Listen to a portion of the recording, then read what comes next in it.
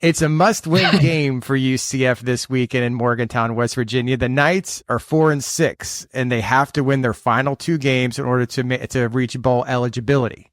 The Mountaineers are also facing bowl eligibility status. They are 5-5 and need one more win to reach a bowl. They'd much rather get the win this weekend against UCF because they've got to go travel down to Lubbock, Texas, and face Texas Tech in the regular season finale. But to learn more about West Virginia, UCF's opponent on Saturday, I'm excited to be joined by Keenan Cummings of WVSports.com. Welcome, Keenan. Hey, thanks for having me again. Always a good time. Yeah. I know, obviously, UCF and West Virginia played last year. I remember I talked with you then. It seems like that was sort of the beginning of the turnaround for West Virginia a season ago, because I know Neil Brown, a lot of people were wondering maybe about his status even last year being on the hot seat, but the Mountaineers finished strong. They had a big win against UCF in Orlando.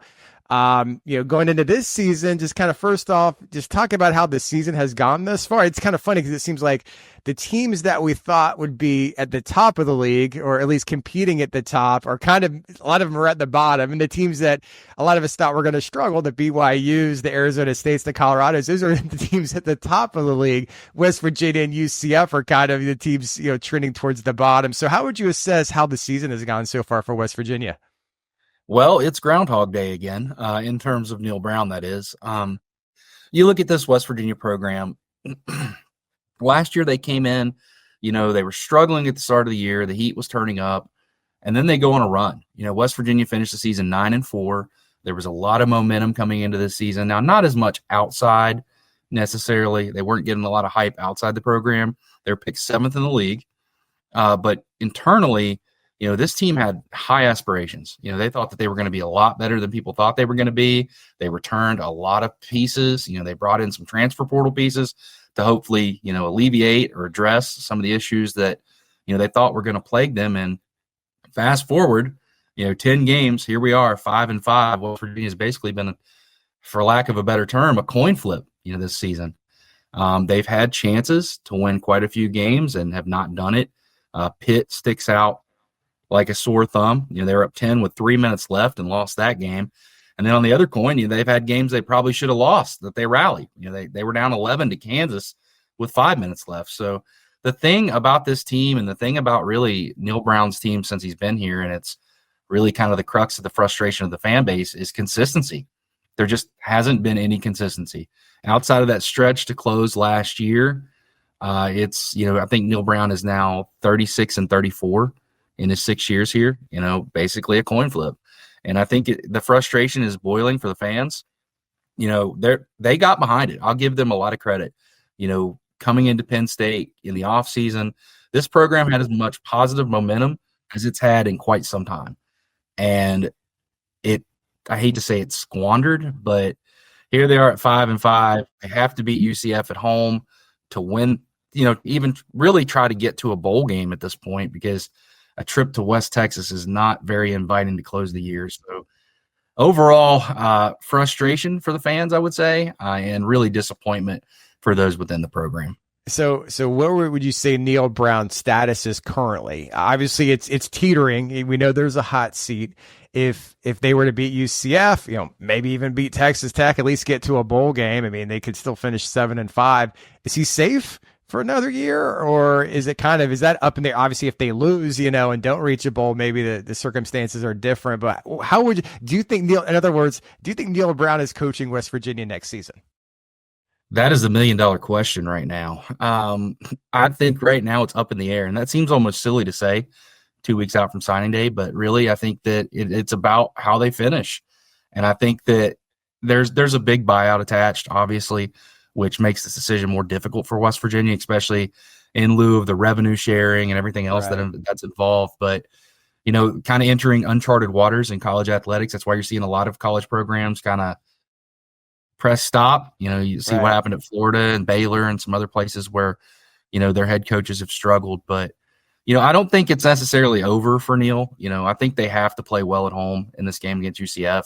It's almost silly that, a 5-5 and 4-6 team could maybe dictate the future. I don't want to say that's possible, but it's definitely something on some people's minds right now. No question. So Neil, he got a contract extension after this season, right? After this past season.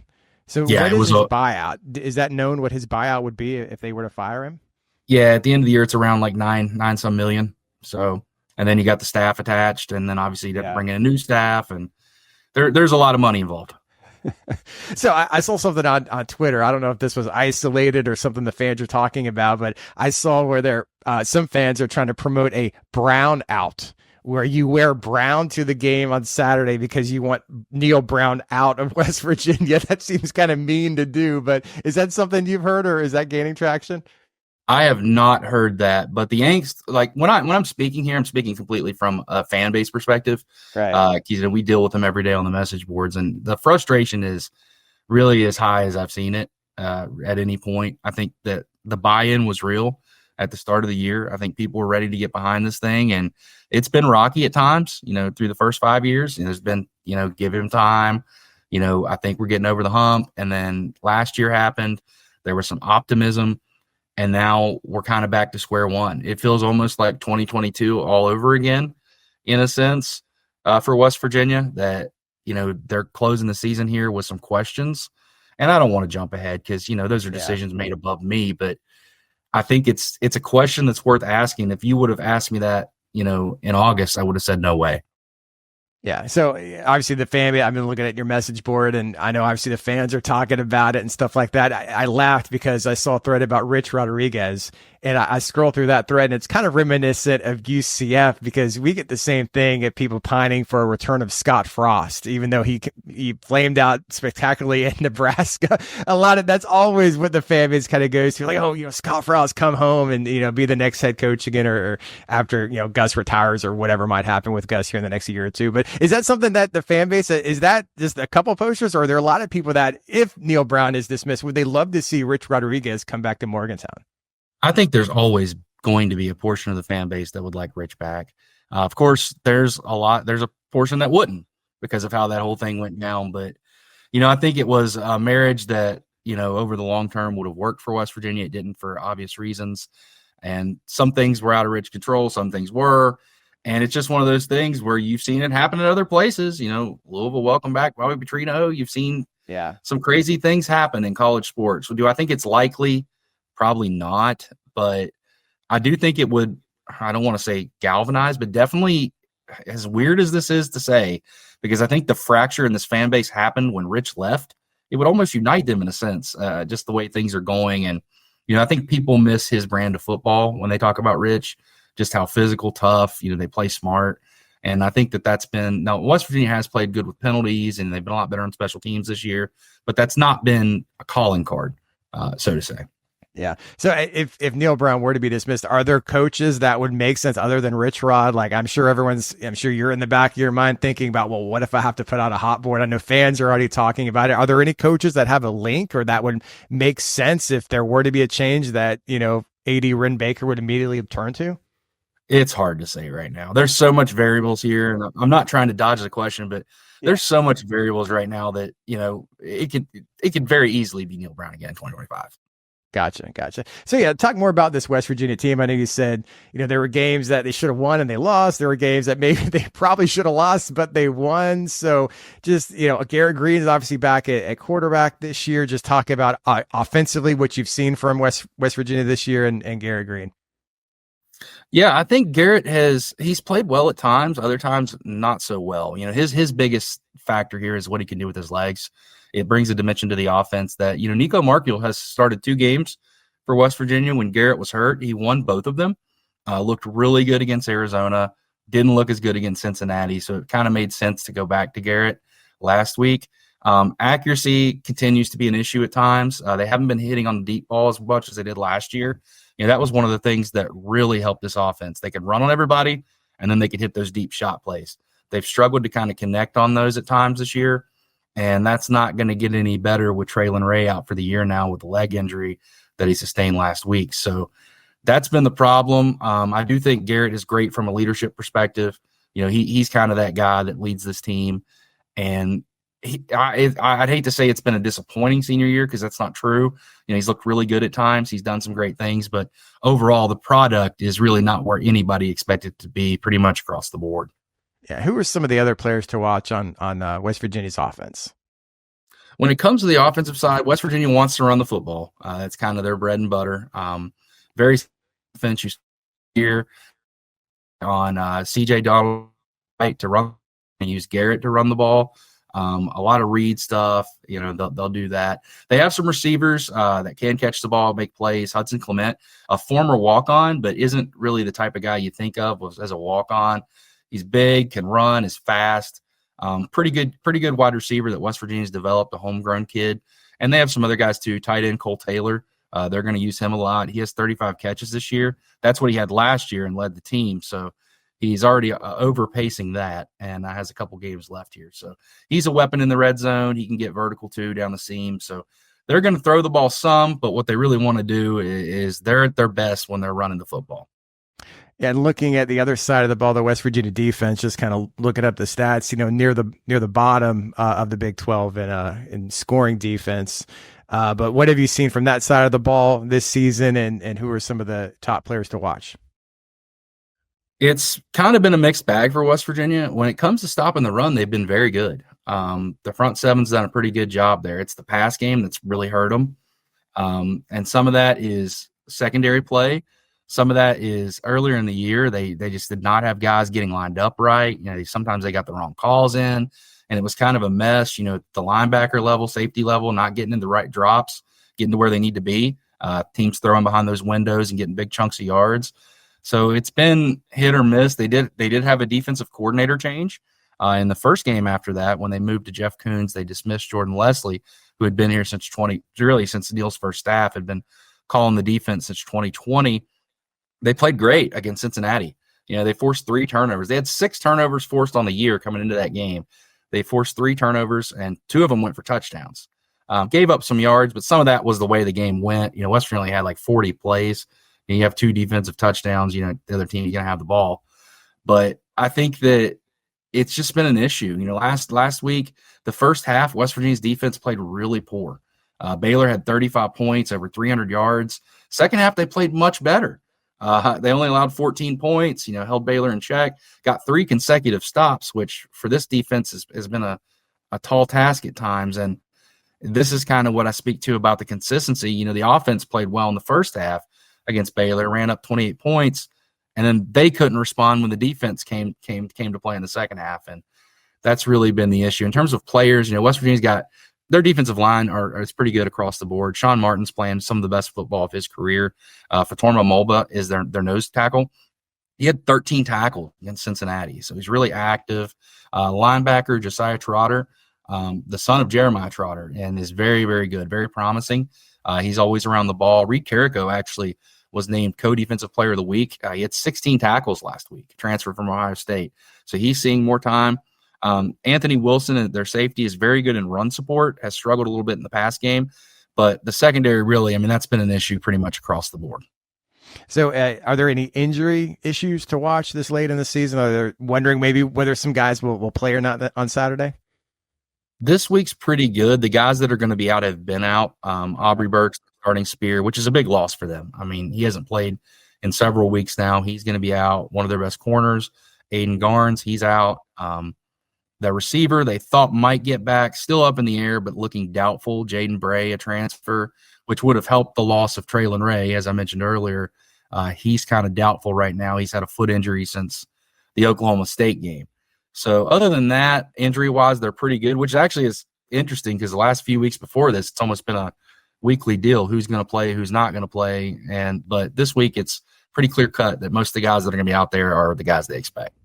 So today in Orlando, it's in the 80s, okay? And so all of us from Florida, we've been looking at the weather forecast for Morgantown, myself included, and seeing the weather's deteriorating a bit this week, I know, in that part of the country. I know you're not a meteorologist, but what have you heard about the weather? I've heard there could be some snow, some freezing rain in the next few days. Have you been keeping track of what the weather might look like on Saturday? I might be the worst person to ask. I'm the kind of guy that wears shorts all year round. But my wife told me, which if you can trust her, I would, because she pays attention to it, that there could be snow this weekend. It's supposed to get colder. I do know that throughout the week. It was pretty good earlier in the week, really good, I think, Monday, and it's supposed to get colder all throughout the week. So could be bad weather, which I'm not sure both these teams want to run the football, so I'm not sure Yeah. it's going to have a major effect in the game, but it could be a little dicey. Yeah. What are you expecting in terms of just atmosphere? I know you said it's obviously senior day. It's the last home game for West Virginia, although the weather's not going to be quite as good maybe as it had been earlier in the season. Like, what are you expecting? Are we going to see a packed sellout? Are we going to see some empty seats? Kind of what's the vibe of the fan base for this last regular season home game? All the stuff I said before about the frustration and everything, I do have to give this fan base a lot of credit. For the most part, they've showed out for practically every home game. They had 52, 53, I think, last week for Baylor. And, that's a game that, wouldn't move the needle for a lot of people, but they showed up. Now, this game might be a little more challenging. You lost another one at home. They're 2-4 at home this year. That just doesn't happen often, West Virginia. They lose. If they lose against UCF, I think it'd be the only time since like 1990, I believe, that they've lost 5 games at home. So, there's frustration, and I think that'll keep some people home. But usually there's a pretty good turnout. I would assume around anywhere from 48 to 50 some will probably show up. Yeah, so I'm not sure what the UCF traveling fan base contingent will look like. It's later in the year. Airfares are a lot more expensive because they treat this weekend as Thanksgiving travel. So I know airfares were a lot more expensive, but I know some people are coming up to Morgantown. So for people, first timers, people that have never been to West Virginia, never been to Morgantown, are there some places off the top of your head that would be good to check out? Maybe like a restaurant or a bar, just any places that, visiting fans should always see when they're in Morgantown. Yeah, I always recommend people, if they have time, and obviously you might not want to do it if you have small kids, but check out downtown Morgantown if you can, High Street, that kind of atmosphere. It's a college-like scene, but it's nice. There's a lot of family-type establishments too, but I recommend those people coming up. There's some good sports bars. Mario's Fishbowl, it's a great place. They have 2 locations. I always go to the one on Richwood just because it's old school, but there's a new one closer to the stadium. Really good wings, good atmosphere. Kegler's is another place a lot of people go to. Also good wings. The Gold is kind of their name brand. If you're going to Mario's Fish Bowl, get the Cowboy Ranch. But they're good places. There's a lot of scenes around here. And if you're into like hiking, trails, there's Cooper's Rock and a bunch of stuff. So it's a fun little atmosphere if you've never been to Morgantown before. It's different. It's definitely a college town. It's got that vibe to it, but you'll learn to love it. I came up here for school, when I was a teenager, and I haven't left. So I like it. Yeah. So you said Mario's Fishbowl. Is that a sports bar? Yeah, it's kind of a little sports bar type. Because I know some fans that UCF plays actually in West Virginia. UCF basketball plays at the Greenbrier in Southern West Virginia on Friday night at 5:00. They're playing Wisconsin. I know some people are trying to figure out what's a good sports. The game's on CBS Sports Network. So I don't know. In those places you mentioned, are they like a good kind of viewing party place that had a bunch of TVs? Like, do you know if any place that would kind of fit that description to maybe some fans wanting to see a basketball game Friday night? Yeah, Kegler's would have that for sure, and Mario's. I'm sure they could accommodate it. There's a lot of those type of places, Boston Beanery, a lot of different sports bar gathering places. There's also a new thing that opened up, the Goat. It's a place for kind of West Virginia's NIL thing. It's got TVs everywhere, and it's very nice. So that's in the Suncrest Town Center. There's Buffalo Wild Wings. There's 2 or 3 of those. So you have your options. Gotcha. Last thing, just to kind of, preview how this game's going to go. Just what are your keys to the game? If West Virginia's going to get that 6th win and get to bowl eligibility, before having to go to Lubbock, what do you think needs to happen? I think it, as simple as this sounds, I think whichever team wins the line of scrimmage on either side of the ball is going to have success in this game. I think both these teams can throw it, but they want to run it. That's kind of what they do. And whichever team is able to kind of stop the other team in a sense and run on the other team, or, hit some of those big plays. Obviously, it's cliche to say turnovers, penalties, all the stuff, right. Big special teams plays. But outside that, I think that's where this game's won. And West Virginia's got to do a good job wrapping up Harvey, because I thought he was really good last year. His numbers this year are even better.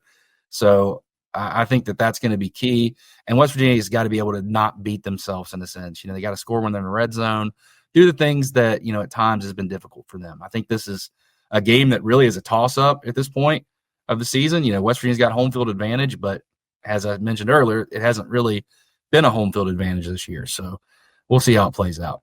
All right. Well, I appreciate your time, Keenan. I'll see you at the game on Saturday. And thank you for your time. Take care. Appreciate it. Take care. Appreciate it. Take care. Appreciate it.